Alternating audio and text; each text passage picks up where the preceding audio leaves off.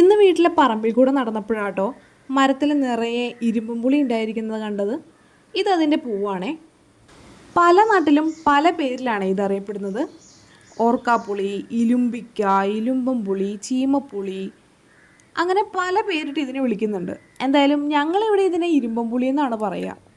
കുറേ അധികം ഇരുമ്പം പുളി മരത്തിലുണ്ടായിട്ടുണ്ട് കേട്ടോ. അപ്പോൾ പിന്നെ വെറുതെ കളയണ്ടെന്ന് വിചാരിച്ചു. അതുകൊണ്ട് കുറച്ച് ഇരുമ്പം പുളി ഞാൻ പറിക്കുന്നുണ്ട്.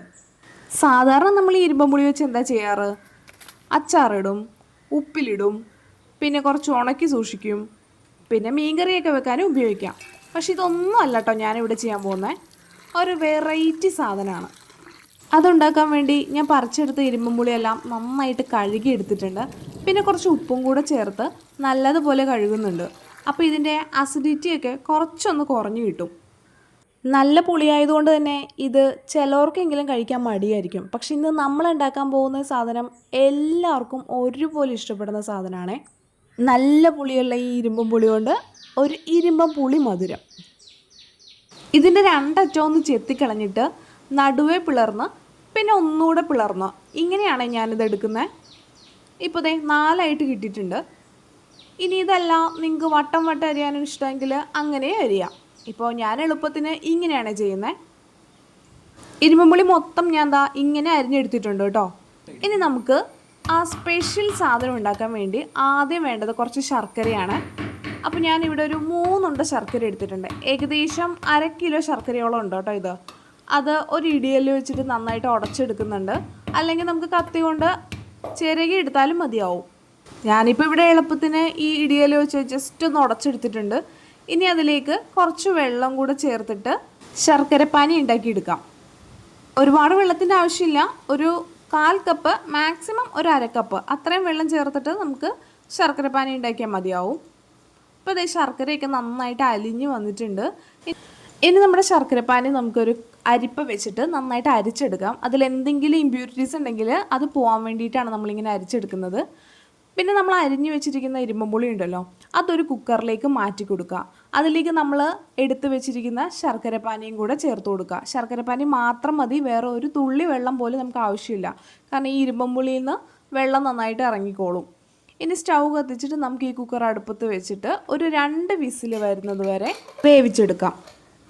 എന്നിട്ട് ഒരു ചുവട് കട്ടിയുള്ള പാത്രത്തിലേക്ക് നമുക്ക് ഈ കുക്കറിലുണ്ടായിരുന്ന ഇരുമ്പുളി ശർക്കരപ്പാനിയുടെ മിക്സ് ചേർത്ത് കൊടുക്കാം. എന്നിട്ട് നല്ലതുപോലെ ഇളക്കി ഇനി അതിൽ ആ വെള്ളമൊക്കെ ഒന്ന് വറ്റിച്ചെടുക്കണം. ഇപ്പോൾ ഇതേ നോക്കിയേ, നമ്മൾ പാനി ഉണ്ടാക്കിയതിനേക്കാളും കൂടുതൽ വെള്ളമായിട്ടുണ്ട്. കാരണം ഇരുമ്പുളിയിൽ നിന്ന് കുറച്ചുകൂടെ വെള്ളം ഇറങ്ങും. അതുകൊണ്ടാണ് പാനി ഉണ്ടാക്കുമ്പോൾ നമ്മൾ ഒരുപാട് വെള്ളം ചേർക്കണ്ടെന്ന് പറഞ്ഞത്. ഇനി ഈ വെള്ളമൊക്കെ അത്യാവശ്യം നല്ലതുപോലെ വറ്റി വരണം കേട്ടോ. ഇത് ഇപ്പോൾ നല്ലതുപോലെ തിളച്ച് വറ്റി വന്നിട്ടുണ്ട്. ഇരുമ്പുളി ആണെങ്കിലും നല്ലതുപോലെ വെന്തുടഞ്ഞ് വന്നിട്ടുണ്ട്. ഇനി ഇതിലേക്ക് കുറച്ച് പൊടികൾ ചേർത്ത് കൊടുക്കണേ. ഒരു 1/2 ടീസ്പൂൺ കടുക് വറുത്ത് പൊടിച്ചതാണ് ഞാൻ ആദ്യം ചേർക്കുന്നത്. അതുപോലെ തന്നെ ഒരു 1/2 ടീസ്പൂൺ ഉലുവ വറുത്ത് പൊടിച്ചതും കൂടെ ചേർത്ത് കൊടുക്കുന്നുണ്ട്. പിന്നെ വേണ്ടത് മുളക് പൊടിയാണ്. ഞാനിവിടെ കാശ്മീരി മുളക് പൊടിയാണ് യൂസ് ചെയ്യുന്നത്. അതുകൊണ്ട് ഞാനൊരു 1/2 ടേബിൾ സ്പൂണോളം ചേർക്കുന്നുണ്ട്. നിങ്ങളുടെ കയ്യിൽ എരിവുള്ള മുളക് പൊടിയാണെന്നുണ്ടെങ്കിൽ കുറച്ച് മാത്രമേ ചേർക്കാവുള്ളൂ. പിന്നെ വേണ്ടത് കുറച്ച് ഉപ്പാണ്.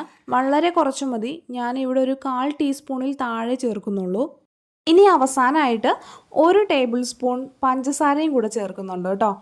ഈ ഉപ്പും പഞ്ചസാരയൊക്കെ ചേർക്കുമ്പോൾ നമ്മുടെ ഈ മൊത്തത്തിൽ ഇതിൻ്റെ ടേസ്റ്റ് ഒന്ന് ബാലൻസ് ചെയ്യാനായിട്ട് ഇത് സഹായിക്കുമേ. ഇത്രയും ചേർത്തിട്ട് നല്ലതുപോലെ ഇളക്കി ഒന്നുകൂടെ ഒന്ന് വെള്ളം വറ്റി വരുന്നത് വരെ വെയിറ്റ് ചെയ്യുക. കംപ്ലീറ്റ് ആയിട്ട് വെള്ളം വറ്റേണ്ട ആവശ്യമില്ല. ഏകദേശം ഈ ഒരു പരുവാകുമ്പോഴേക്കും നമുക്ക് സ്റ്റൗ നിർത്താം. കാരണം ഇത് ഇരിക്കും തോറും കുറച്ചും കൂടെ കുറുകി വരും. ഇതിൻ്റെ വെള്ളം മൊത്തം വറ്റിക്കേണ്ട ആവശ്യമില്ല. ഈ ഒരു പരുവാകുമ്പോൾ നമുക്ക് സ്റ്റൗ ഓഫ് ചെയ്യാവുന്നതാണ്. ഒരുപാട് വെള്ളം വറ്റിക്കഴിഞ്ഞാൽ ഇത് നല്ല കട്ടയായി പോകാനുള്ള സാധ്യതയുണ്ട്. അപ്പോൾ ഈ ഒരു പരുവത്തിൽ ഞാൻ സ്റ്റൗ ഓഫ് ചെയ്തു. ഇനി നമുക്കൊരു പാത്രത്തിലേക്ക് മാറ്റാം.